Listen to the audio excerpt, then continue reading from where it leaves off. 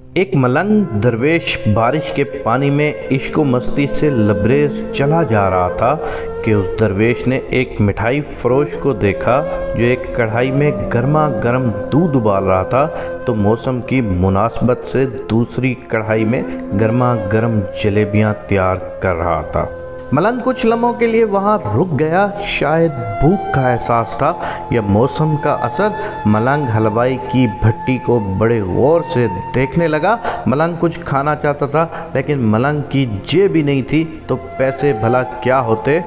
ملنگ چند لمحے بھٹی سے ہاتھ سیکنے کے بعد چلا ہی چاہتا تھا کہ نیک دل حلوائی سے رہا نہ گیا اور ایک پیالہ گرما گرم دودھ اور چند جلیبیاں ملنگ کو پیش کر دیں۔ ملنگ نے گرما گرم جلیبیاں گرما گرم دودھ کے ساتھ نوش کی اور پھر ہاتھوں کو اوپر کی جانب اٹھا کر حلوائی کو دعا دیتا ہوا آگے چل دیا۔ ملنگ کا پیٹ بھر چکا تھا، دنیا کے غموں سے بے پرواہ وہ پھر ایک نئے جوش سے بارش کے گدلے پانی کے چھینٹے اڑاتا چلا جا رہا تھا۔ وہ اس بات سے بے خبر تھا کہ ایک نوجوان لڑکا لڑکی بھی بارش کے پانی سے بچتے بچاتے اس کے پیچھے چلے آ رہے ہیں۔ ایک دم سے اس ملنگ نے بارش کے گدلے پانی میں اس زور سے لات رسید کی کہ پانی اڑتا ہوا سیدھا پیچھے آنے والی نوجوان لڑکی کے کپڑوں کو بھگو گیا۔ اس نازنین کا قیمتی لباس کیچڑ سے لت پت ہو گیا تھا۔ اس کے ساتھی نوجوان سے یہ بات برداشت نہیں ہوئی، لہٰذا وہ آستین چڑھا کر آگے بڑھا اور اس ملنگ کو گریبان سے پکڑ کر کہنے لگا، کیا اندھا ہے؟ تجھے نظر نہیں آتا؟ تیری حرکت کی وجہ سے میری محبوبہ کے کپڑے گیلے ہو چکے ہیں اور کیچڑ سے بھر چکے ہیں۔ ملنگ ہکا بکا سا کھڑا تھا جبکہ اس نوجوان کو مجذوب کا خاموش رہنا گراں گزر رہا تھا۔ عورت نے آگے بڑھ کر نوجوان کے ہاتھوں سے ملنگ کو چھڑانا بھی چاہا لیکن نوجوان کی آنکھوں سے نکلتی نفرت کی چنگاری دیکھ کر وہ بھی دوبارہ پیچھے کھسکنے پر مجبور ہو گئی۔ راہ چلتے راہگیر بھی بے حسی سے تمام منظر دیکھ رہے تھے لیکن نوجوان کے غصے کو دیکھ کر کسی میں ہمت نہ ہوئی کہ اسے روک پاتے اور بالآخر طاقت کے نشے میں چور اس نوجوان نے ایک زوردار تھپڑ ملنگ کے چہرے پر جڑ دیا۔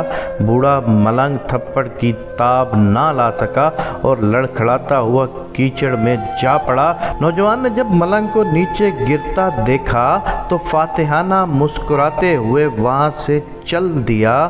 بوڑھے ملنگ نے آسمان کی جانب نگاہ اٹھائی اور اس کے لب سے نکلا، واہ میرے مالک، کبھی گرم گرم دودھ جلیبیوں کے ساتھ تعاون کرتا ہے اور کبھی گرما گرم تھپڑ کے ساتھ، مگر جس حال میں بھی تو راضی، مجھے بھی وہی پسند ہے۔ یہ کہتا ہوا وہ ایک بار پھر اپنے راستے پر چل دیا۔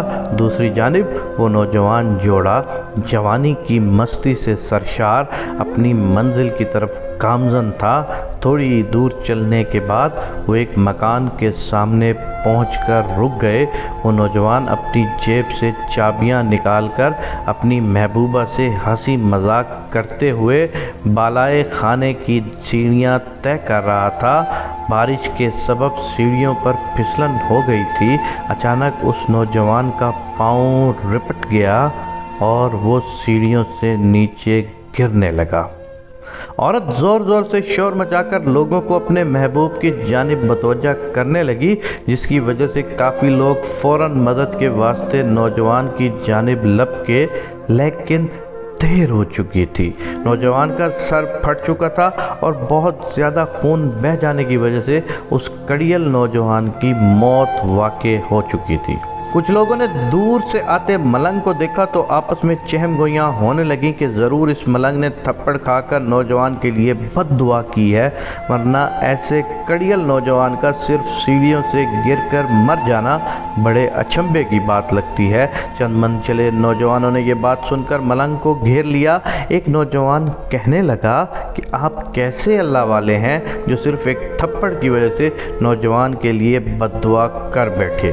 یہ اللہ والوں کی روش ہرگز نہیں کہ ذرا سی تکلیف پر بھی صبر نہ کر سکیں۔ وہ ملنگ کہنے لگا، خدا کی قسم میں نے اس نوجوان کے لیے ہرگز بد دعا نہیں کی۔ تبھی مجمع میں سے کوئی پکارا، اگر آپ نے بد دعا نہیں کی تو ایسا کڑیل نوجوان سیڑھیوں سے گر کر کیسے ہلاک ہو گیا؟ تب اس ملنگ نے حاضرین سے ایک انوکھا سوال کیا کہ کوئی اس تمام واقعے کا عینی گواہ موجود ہے؟ ایک نوجوان نے آگے بڑھ کر کہا، ہاں میں اس تمام واقعے کا عینی گواہ ہوں۔ ملنگ نے اگلا سوال کیا، میرے قدموں سے جو کیچڑ اچھلا تھا کیا اس نے نوجوان کے کپڑوں کو داغدار کیا تھا؟ وہی نوجوان بولا، نہیں، لیکن عورت کے کپڑے ضرور خراب ہوئے تھے۔ ملنگ نوجوان کی باہوں کو تھامتے ہوئے پوچھتا ہے، پھر اس نوجوان نے مجھے کیوں مارا؟ نوجوان کہنے لگا، کیونکہ وہ نوجوان اس عورت کا محبوب تھا اور اس سے یہ برداشت نہیں ہوا کہ کوئی اس کے محبوب کے کپڑوں کو گندا کرے، اس لیے اپنی معشوقہ کی جانب سے اس نوجوان نے آپ کو مارا۔ نوجوان کی بات سن کر ملنگ نے ایک نعرہ مستانہ بلند کیا اور یہ کہتا ہوا وہاں سے رخصت ہو گیا، پس خدا کی قسم میں نے بد دعا ہرگز نہیں کی تھی، لیکن کوئی ہے جو مجھ سے محبت رکھتا ہے اور وہ اتنا طاقتور ہے کہ دنیا کا بڑے سے بڑا بادشاہ بھی اس کے جبروت سے گھبراتا ہے۔ سبحان اللہ۔